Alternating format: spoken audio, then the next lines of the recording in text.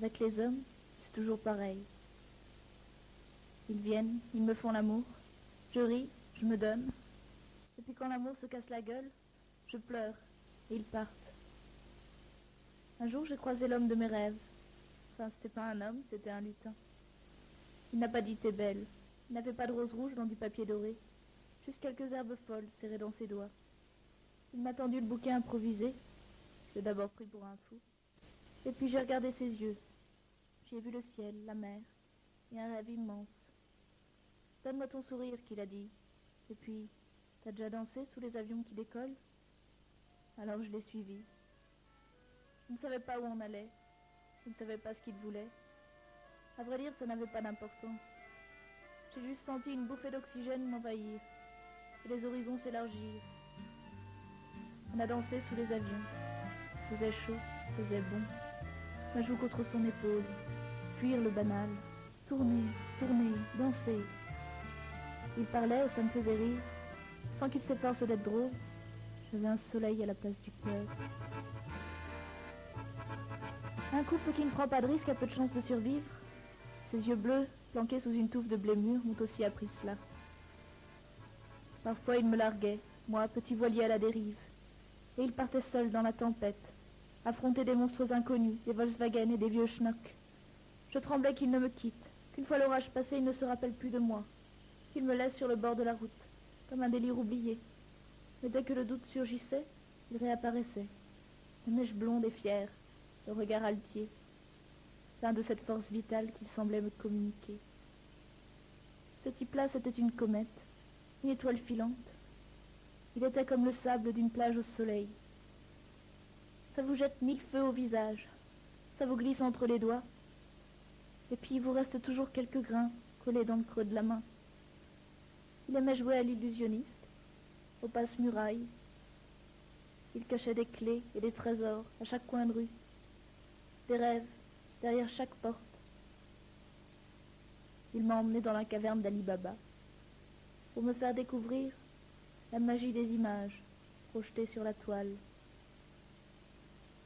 J'ai une amie qui disait que pour elle, la vie c'est un film en noir et blanc, et que pour être heureux, faut y mettre des couleurs, absolument. Peindre du bleu, du rouge, du jaune, le plaisir et l'émotion, peindre à perdre haleine, pour pouvoir se retourner ensuite, comme sur un tableau de maître, et dire « Qu'est-ce que c'était beau ?» Eh bien, mon peintre à moi, il avait le pinceau habile et la mémoire courte. Il peignait du présent sans se soucier du reste. Et à mon insu, il me volait des bouts de moi, qu'il déposait, ça et là.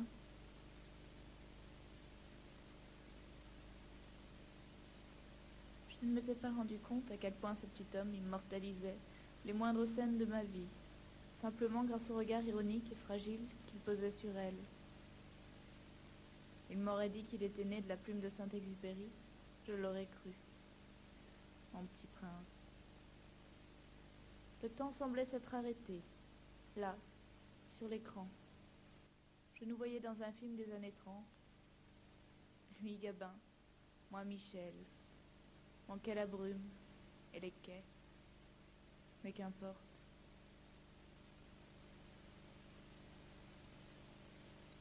On était seuls, heureux, comme si le reste du monde n'existait pas.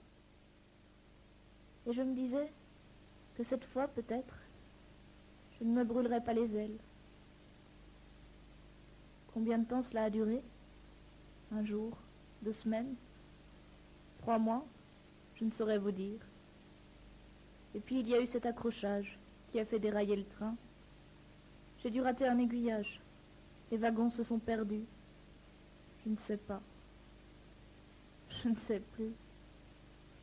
Jeune inconsciente, quelle pomme au parfum de péché maudit as-tu mordu? Me criait la petite voix en le voyant s'éloigner. Je pressentais des adieux absurdes, imminents.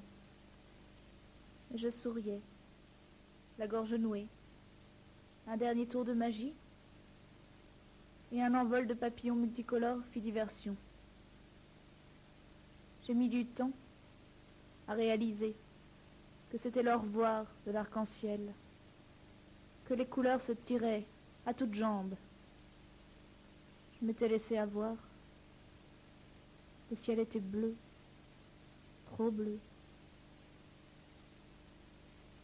Et quand je tournais la tête, il avait disparu, évidemment. C'était sans équivoque possible la fin d'un rêve.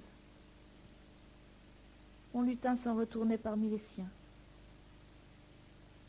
en laissant sur la plage une fille, avec des fleurs plein la tête. Pourtant je savais qu'il reviendrait. Un jour, peut-être.